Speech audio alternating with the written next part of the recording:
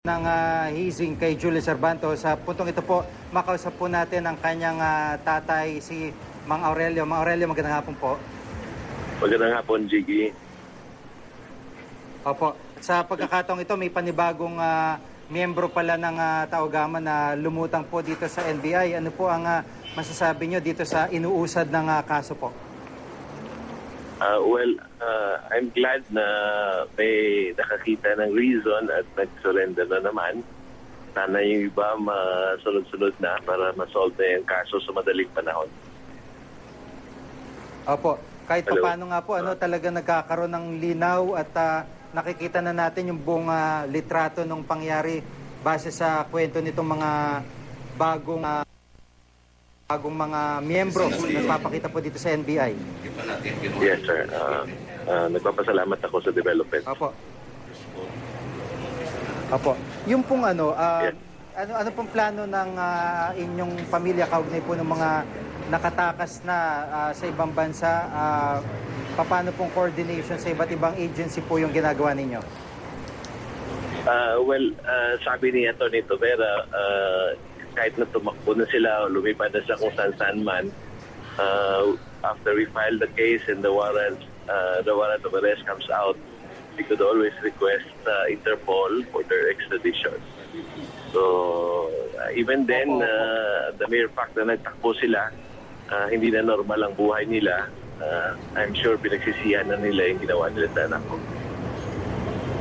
Opo. Sa ngayon po, kumusta na po yung inyong pamilya sa matapos na po marinig at makita itong development sa kaso?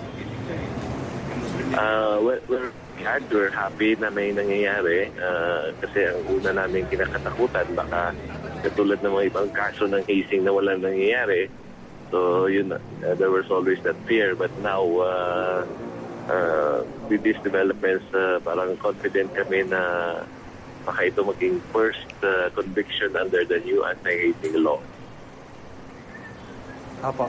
Mang Aurelio, bilang Panghuli po, ano po yung panawagan nyo dito sa mga nagtatago pang miyembro ng Taogama na may kinalaman po dito sa hazing na ito?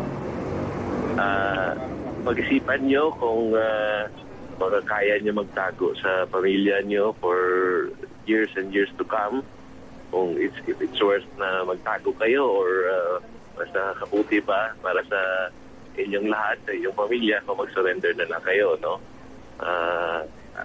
Ang gusto ko rin ipanawagan sa Taogama Phi fraternity as a whole, kasi I just learned that they issued an apology saying na they do not condone this kind of activities and that they will help in the investigation.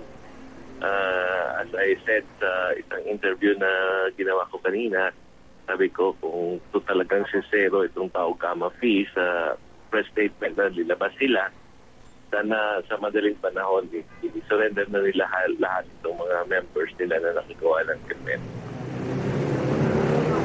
Maraming salamat po sa pagkakataon si Mang Aurelio Servanto, ang